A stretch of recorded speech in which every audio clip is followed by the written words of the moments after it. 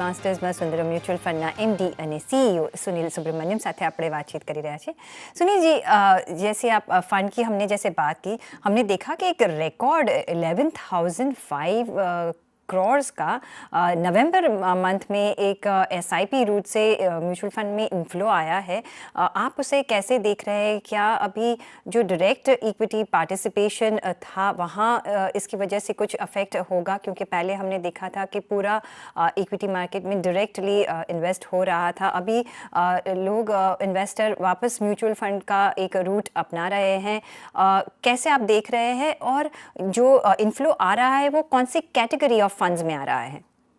देखिए, जो आप कह रहे थे कि डायरेक्ट इक्विटी में जो पैसा जा रहा था, क्या वही शिफ्ट हो रहा है? नहीं, डायरेक्ट इक्विटी में पैसा तो आता रहा है, वो अलग तरीके के इन्वेस्टर है जो एसआईपी के रूट अपना रहे हैं। मैं कहूंगा कि ये ज्यादातर डिस्ट्रीब्यूशन का इनिशिएटिव है, यानी जो म्यूचुअल फंड के डिस्ट्रीब्यूटर्स है वो जाके अपने कस्टमर को समझा रहे हैं दो चीज, कि लॉन्ग टर्म इंडिया का भविष्य बहुत बढ़िया है, तो अगर आप एसआईपी 5 साल 10 साल 15 साल के लिए करेंगे तो आपको एक कॉर्पस लमसम जो भी आपकी गोल्स है उसके लिए बहुत फायदेमंद हो सकता है। दूसरी चीज है, क्योंकि आने वाले दिन में वॉलेटिलिटी दिख रहा है, जिसके पास भी लमसम है तो डिस्ट्रीब्यूशन क्या कह रही है कि उनको कि आप लमसम मत लगाइए। जैसे अभी हमने बात किया ना बाय ऑन डिप्स, तो बाय ऑन डिप्स के लिए बेस्ट स्ट्रेटेजी एसआईपी होता है, एसटीपी होता है। एसटीपी में क्या होता है कि आप लिक्विड में डेट कैटेगरी में पैसा लगा के उसको इक्विटी में स्विच करेंगे, उसे एसटीपी कहते हैं। और एसआईपी तो डायरेक्ट बैंक अकाउंट से म्यूचुअल फंड के अंदर निवेश।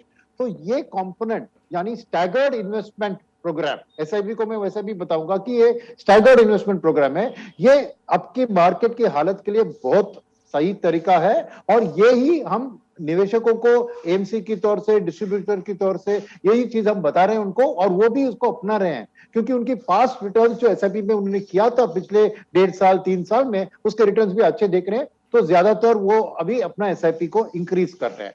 तो नए निवेशक जो डायरेक्ट इक्विटी में आ रहे हैं वो भी अब एक क्या कह सकते हैं, एक कैश हो गया कि म्यूचुअल फंड को मार्केट करने के लिए इनको पहले इक्विटी मार्केट के बारे में कुछ जानकारी नहीं थी, अब उनको जानकारी आ गई है, तो वो भी समझते हैं कि लॉन्ग टर्म में इक्विटी में पैसा बन सकता है, इन्फ्लेशन बीटिंग रिटर्न्स बन सकता है।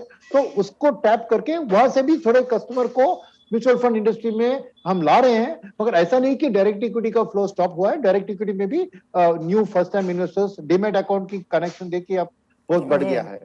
जी ज़रूर, डीमैट अकाउंट का भी नंबर्स बहुत बड़े हैं पिछले सालों में। एक लास्ट क्वेश्चन, तो सुनील जी, अभी अगर हमने वो जाना कि कहाँ एंटर करना चाहिए, कैसे कौन से सेक्टर्स में हमको इन्वेस्ट करना चाहिए, कोई ऐसा सेगमेंट कि कोई ऐसा सेक्टर जहां अभी अपने को हमें प्रॉफिट बुक कर लेना चाहिए और निकल जाना चाहिए और वो स्विच करना चाहिए? नहीं, प्रॉफिट बुकिंग की बात मैं कहूंगा कि आपको अभी जैसे मैं कहा ना, आपको सही तरह से अपने फंड एलोकेशन चूज किया, क्योंकि अब इक्विटी से निकलकर डेट में डालना उचित नहीं होगा कि डेट में भी इंटरेस्ट रेट्स बढ़ रहे हैं।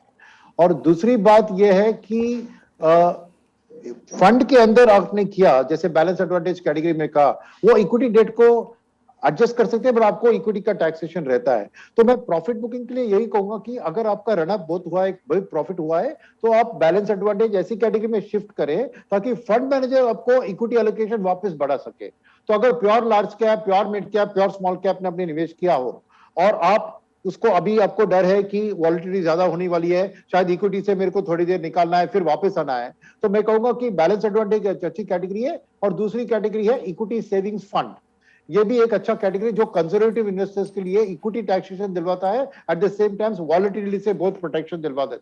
तो मैं कहूंगा कि हाइब्रिड फंड्स में आप निवेश करेंगे वो अच्छी चीज होगी इन समय में, इस समय में। हाइब्रिड फंड्सમાં રોકાણ કરવાની ઓફકોર્સ સલાહ મળી રહી છે। सुब्रमण्यम जी, डेट फंड्स के डेट में कोई निवेश आ रहा है कि नहीं? क्योंकि पहले तो हम मानते थे कि वो सेफ एंड सिक्योर्ड है, अभी डेट में तो कोई निवेश करते हैं कि नहीं? क्योंकि जो भी गया है वो इक्विटी मार्केट में ही गया है। नहीं, देखिए डेट में क्या होता है कि आपको समझिए कि आपको डिसइंटरमीडिएशन का बेनिफिट मिलता है, यानी बैंक डिपॉजिट में क्या होता है, बैंक लेंड करती है और अपना मार्जिन पकड़ लेती है, इसलिए बैंक डिपॉजिट का रेट कम होता है। डेट फंड्स डायरेक्टली अपने कॉर्पोरेट्स को लेंड करती है, तो वो प्रॉफिट आपको मिलता है। मगर डेट में 3 साल वेट करना पड़ता है आपको एक टैक्सेशन का बेनिफिट के लिए, वेराज इक्विटी में एक ही साल में आपको 10% टैक्सेशन रेट कम हो जाती है। तो नेचुरली इक्विटी में second is long term wealth creation के लिए डेट में शायद आपको 1 या 1.5% बैंक डिपॉजिट के ऊपर मिल सकता है, मगर इक्विटी में लॉन्ग टर्म में आपको 3 to 5% एडिशनल रिटर्न्स और बैंक डिपॉजिट मिलने की आशा हो सकती है। तो इसलिए मैं कहूंगा कि लोग ज्यादातर डेट को एक लिक्विडिटी के लिए जितना पैसा चाहिए उसमें रखिए, मगर वेल्थ क्रिएशन के इक्विटी ही सही व्हीकल है। एब्सोल्युटली।